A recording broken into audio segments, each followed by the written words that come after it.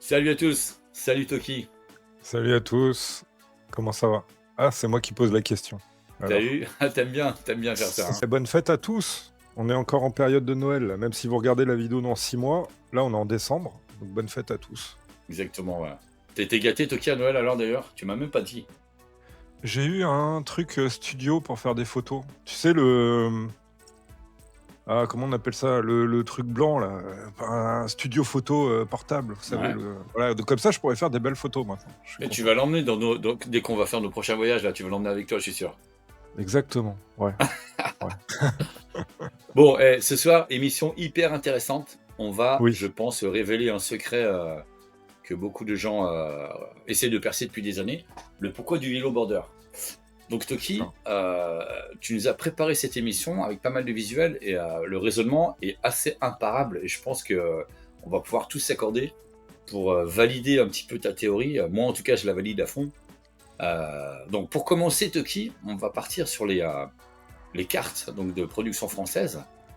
Alors en fait, elles sont pas toutes Yellow Border. Donc là, on va montrer les premières. Donc on estime que c'est le panel des cartes de Zodac qui a existé. Maintenant, on n'est pas à l'abri qu'il y en ait une autre qui ressorte un jour qu'on ne connaisse pas. Mais bon, logiquement, on les a toutes devant les yeux. Après, il y a une ou deux variantes de la version Yellow Border. Mais là, grossièrement, on a les 3 visuels différents. La première, c'est la trapèze, donc 8-back. On a une réédition en 84 qui unifie toutes les langues. Donc ce qu'on appelle le picture back, voilà. Et c'est une copie, en gros, de la version standard, made in Malaysia, made in Taïwan. On a la même carte, en fait. On reprend la même carte. Par contre, nous, on rajoute un blue frame déjà par-dessus pour actualiser quelque chose au niveau des textes préventifs. Ça, vous avez compris, je pense.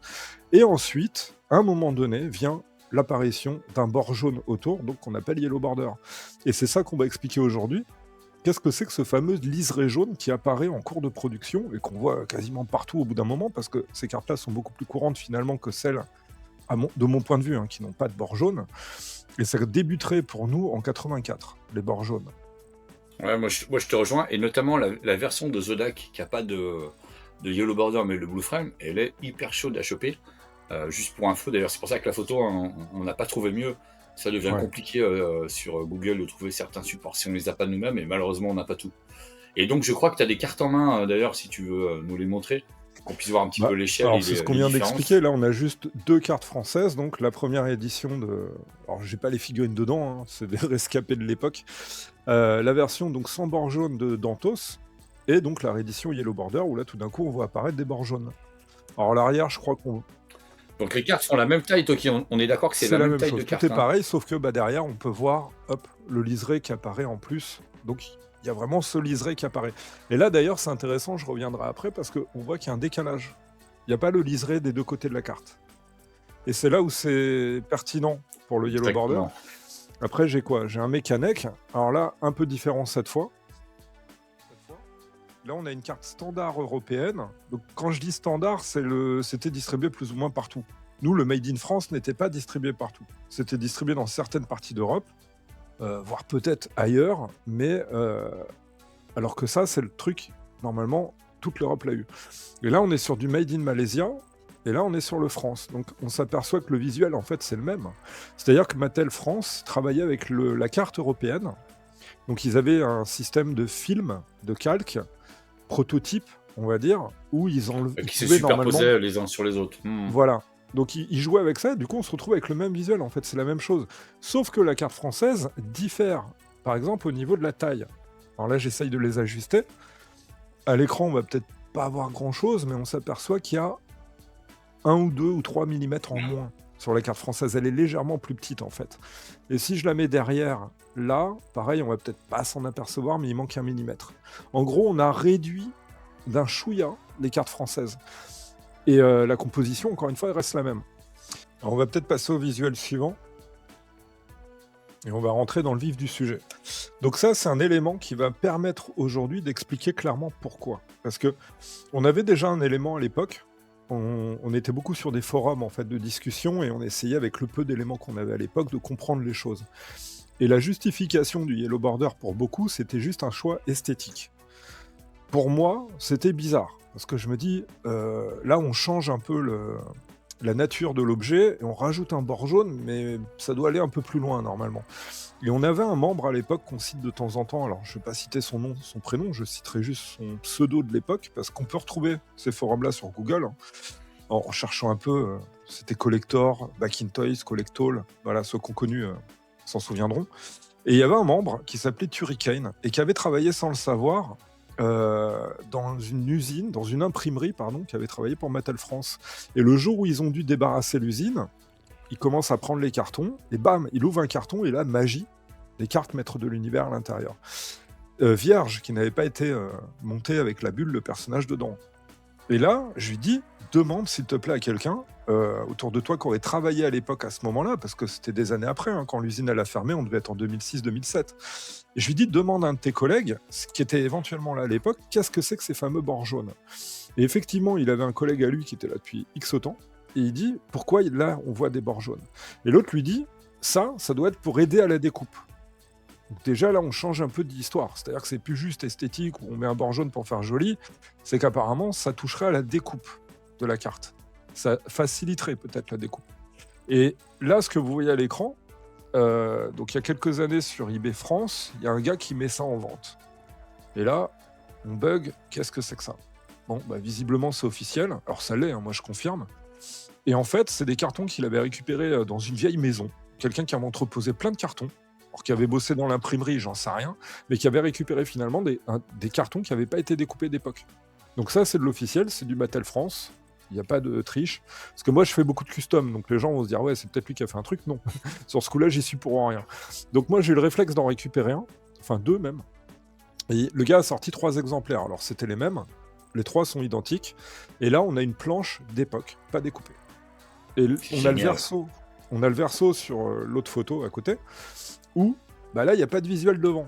Alors déjà, on se dit, mais attends, ok, c'est du blister, mais il est où le visuel de devant? Il faut comprendre qu'à l'époque, c'était contre-collé, en fait. C'est-à-dire que quand vous prenez un blister, la texture devant, quand vous passez votre doigt, n'est pas la même que celle de derrière. Tout simplement parce que, enfin, on aurait pu imprimer recto-verso. Là, ça n'a pas été le cas, mais on contre-colle, en fait, 2 matières différentes. Mais nous, à l'œil nu, on le voit pas parce que c'est fait en usine. Et là, c'est l'idée. C'est-à-dire qu'on a juste le carton du verso. Avant le contre-collage, avant le découpage, avant... Et la planche, là, je l'ai... Alors, désolé, parce que le problème, c'est qu'avec le recul, vous verrez pas entièrement, elle est très grande. Alors, enfin, tu l'as, excuse-moi, tu l'as, mais dès qu'on aura atteint les 100 000 abonnés, elle est à moi. Tu t'es engagé devant témoin. Hein. Non, 1 million d'abonnés. 1 million, putain. Oui, non, mais il faut être exigeant dans la vie. Okay. 100 000, on les aura dans 2 jours, tu nous connais. Et, c'est pas faux. Et donc cette planche, bah, elle permet de comprendre quelque chose, c'est qu'elle a une mesure, elle a une dimension précise, elle fait 77 cm sur 89. Corrige-moi, hein, c'est ça que j'avais calculé. C'est ça, ouais. Mais le problème, à l'époque, c'est là où on va rentrer dans le cœur du sujet, c'est qu'il fallait optimiser les choses. Au début, on n'a pas de bord jaune. Donc je reprends une carte, celle-ci, il n'y a pas de bord jaune. C'est-à-dire que dans la découpe, il y a ce qu'on appelle des fonds perdus. Normalement, l'image telle que vous la voyez là, à la base, quand elle est imprimée, elle est un peu plus grande. Donc là, on a un montage, j'ai refait un montage finalement comme une planche que j'ai là, pour expliquer les choses plus facilement. Là, on a par exemple le visuel de devant. C'est-à-dire que nous, on connaît le derrière, là je vous ai montré la planche, le devant devait ressembler à ça. Donc du bord jaune partout. Et donc de base, pardon, je reviens sur ce que je voulais dire, normalement, on a des bords perdus. C'est-à-dire que quand l'outil de découpe vient sur le visuel, si on rate 1 millimètre à côté, 1 millimètre au-dessus, 1 millimètre en dessous et qu'on n'est pas bien cadré, c'est pas grave. Parce que vu qu'il y a le fond perdu, ça ne gâche pas l'illustration. On s'en rend même pas compte en fait. Et là, je vais reprendre mon Dantos. Là, c'est un visuel, enfin, c'est un découpage qui a été raté finalement, qui a été mal cadré. Et ben, on se rend compte que le liseré, bah là, il est beaucoup plus. Il y a du liseré blanc là, mais il n'y en a pas là. Bah, ça servait à ça en fait. Exactement. C'est-à-dire que le fond perdu sert, en cas de décalage de l'outil de découpe, à avoir quand même quelque chose de correct à la fin. Même si on foire un petit peu la découpe, ce qui peut arriver. Hein.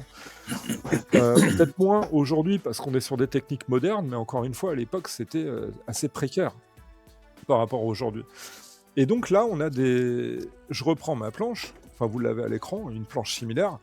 En fait, vu que c'est une dimension très précise, on a voulu mettre le maximum de visuel sur la même planche, ce qui est logique, parce qu'il faut économiser du carton, il faut aller vite, il faut imprimer massivement. Donc en fait, vu qu'on avait une taille au niveau de la machine maximum qui acceptait 77 cm sur 89, eh ben, il fallait arriver à trouver le moyen de mettre un maximum de visuel dedans. Avant le Yellow Border, à mon avis, il faisait beaucoup de gâche papier, parce qu'il devait avoir les fameux fonds perdus dont je parle, et donc il ne devait pas y avoir 5 visuels les uns à côté des autres, mais probablement 4. Donc vous imaginez bien qu'il y a une partie du carton qui est à la poubelle. C'est pas bon. C'est génial. Alors qu'en rapprochant au maximum les visuels, chaque blister, bah là ça rentre, en fait on peut en faire rentrer 5. Mais le problème, c'est que s'ils sont collés les uns les autres et qu'on n'a plus ce fameux fond perdu, si on foire la découpe, bah on prend sur le blister d'à côté en fait. C'est-à-dire qu'on aura une partie de l'image, le picture back, si c'était collé, que j'avais pas de fond perdu, si je foire ma découpe, je prends une partie de l'image d'à côté, donc c'est pas beau, c'est dégueulasse. Et justement, c'est de rajouter ce liseré, donc qu'on appelle Yellow Border, qui va faire une séparation entre les deux images, mais qui n'est pas prévu à la base, parce qu'on n'a pas la place, donc on compacte tout. Et ben pour y arriver quand même, on va rajouter un liseré. Et si on rate la découpe d'1 millimètre, c'est pas grave, parce qu'on est dans le liseré. On n'est pas dans l'image. Il n'y a plus l'image, il y a juste le blanc ou le jaune, si c'est la face. Et voilà le pourquoi du Yellow Border. C'est-à-dire que on a une dimension maximum, on essaye d'optimiser en mettant le maximum de visuel, parce que plus on en fait rentrer, plus on va sortir de cartes, et moins il y aura de gâche papier. Donc ça rejoint ce que disait un peu le collègue de Turrican à l'époque dans l'imprimerie, quand il a posé la question. Effectivement, c'est pour aider à la découpe, pour éviter de gâcher du papier, pour éviter de... Et donc, on a créé ce liseré. Voilà. Maintenant, pourquoi jaune? Alors, je pense que tu peux montrer les images d'après pour réillustrer un peu ce que je viens de dire. Donc là, on a un visuel qui explique clairement. Donc, le fond perdu, on a le visuel complet de la carte. La deuxième illustration au milieu, c'est l'outil de découpe. Donc, évidemment, un trait qui est rajouté. Je n'ai pas l'outil de découpe en main, ni un visuel du vrai outil de découpe qui a été utilisé. Mais une fois qu'il est posé sur la carte, tout ce qui dépasse, ça saute. Et c'est ça qu'on appelle un fond perdu, parce qu'on le perd. Mais s'il y a un décalage de l'outil, c'est pas grave. On a quand même un visuel complet, on n'a pas du blanc. Et à la fin, la troisième image, c'est évidemment le blister tel qu'on le connaît une fois qu'il est découpé. Alors l'image d'après... Tu nous as mis ça aussi pour visualiser un petit peu l'outil de découpe justement en question, quoi. C'est tout con, l'outil de découpe qui ressemblait à ça. Alors moi, je présume une chose, c'est que pour Mattel France, on a dû tout couper d'un coup. C'est-à-dire qu'on fait des piles de blisters, on doit en mettre, je sais pas moi, 50, 100, j'en ai aucune idée. Et bam, tout vient d'un coup coupé. C'est-à-dire que la pile entière, elle est coupée comme ça. L'outil arrive et ça découpe tout. Par contre, nous, on remarquera qu'on n'a jamais les opercules. Quand on ouvre une full case, un deadstock d'époque ou un carton, en tout cas, qui n'a jamais été ouvert avant, il n'y a jamais l'opercule du blister français. Et pour moi, ça signifie en fait que l'outil de découpe prenait directement en compte l'opercule. Donc les opercules étaient toutes coupées d'un coup. Donc elles sautaient. Par contre, si je prends une carte malaisienne, alors pas celle-ci, mais on imagine, très souvent dans les deadstock, alors un deadstock, c'est ce qui n'a pas été vendu en magasin et qu'on retrouve en fond de stock plus tard, on trouvait très souvent l'opercule, avec l'opercule. Et pour moi, en fait, ça devait s'opérer différemment ailleurs. C'est-à-dire qu'on faisait la découpe autour en premier, et une fois que c'était fait, on s'occupait ensuite de repasser sur la carte pour faire l'opercule.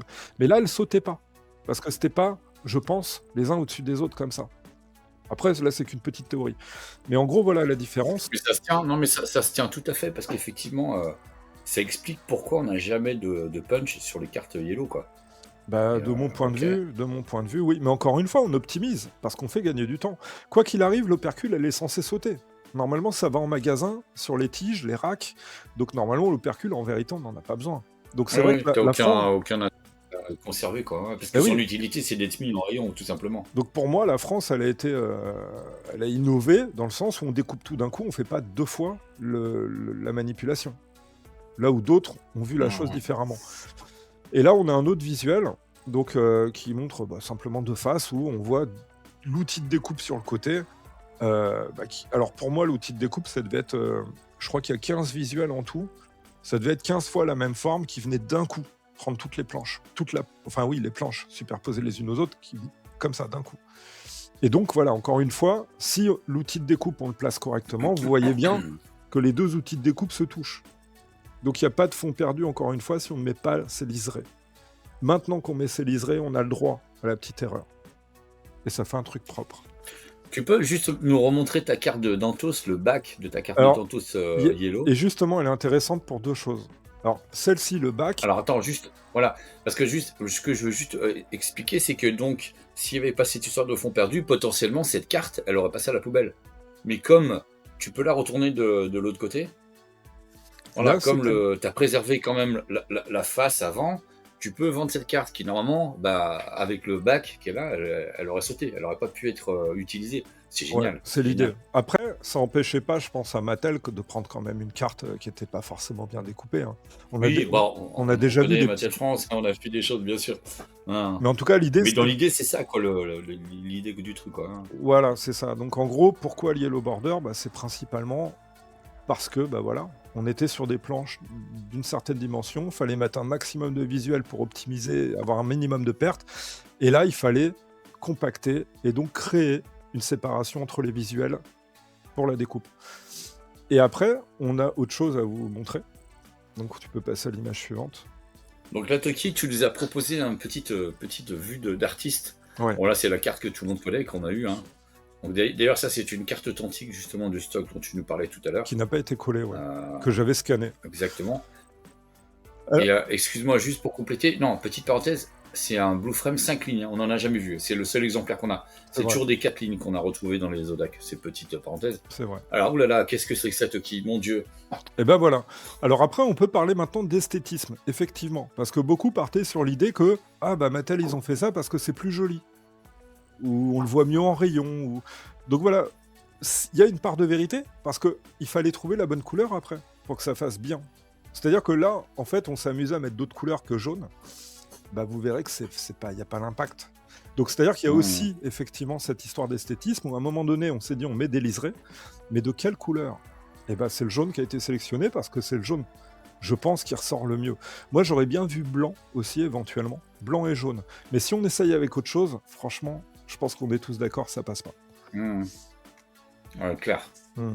Ouais, clairement, là, ça fait vraiment un résultat. Et en jaune, ouais, ça ressort hyper bien. Hein. Ouais. Et c'est fou parce que donc, Toki, on va reparler par exemple des Rubber Fit. À l'époque, voilà, on était toujours dans une dynamique de perfectionnement, d'amélioration, d'optimisation. Et encore une fois, voilà, c'est notre esprit en France. Les gens, ils cherchaient à optimiser, à gagner du temps, éviter des pertes d'argent. Enfin, c'est que du bon sens tout ça. C'est ça. Et la théorie était pas facile à trouver parce que voilà, on a beaucoup de bruits de couloir, des témoignages divers et variés ou des théories un peu au feeling. Là, franchement, c'est assez clair et on est quasi sûr à 100% qu'on tient la bonne explication. Et franchement, bonne démonstration, hein, bravo. Avec cette planche, on n'a pas d'erreur en fait, c'est obligatoirement ce qu'on vient de dire. Hein. Après, il y a Mmh. peut-être une variante quelque part, on posera la question si on a accès à des gens d'imprimerie d'époque, ce qui pourrait être le cas visiblement, on est sur une piste. Mais il y a pas, c'est impossible autrement. Et moi, je le sais aussi un peu parce que je fais imprimer des choses. Donc je sais qu'il y a cette histoire de fond perdu qui est important. C'est-à-dire que quand je vois ça, je comprends tout de suite pourquoi il y a des liserés en fait. Pourquoi on rajoute un liseret. Parce que les images sont trop collées les unes aux autres et là, je peux pas travailler correctement avec l'outil de découpe. Surtout à l'époque où on n'était pas sur des techniques aussi précises qu'aujourd'hui. Hein. C'était des machines, à l'ancienne quoi. Alors pour finir, on vous a rajouté quelques petites images qui sont pas insignifiante, mais juste pour montrer qu'il y a aussi des petits trucs rajoutés en haut, en bas. Enfin, là, on a juste un petit zoom sur l'un, c'est pour caler les machines, en fait. C'est-à-dire qu'une fois que l'outil de découpe arrive, c'est des repères, vous voyez. Et ça, on le faisait sur quasiment tout, même en bande dessinée, sur les planches, avant d'être découpé et tout, il y a toujours un repère quelque part.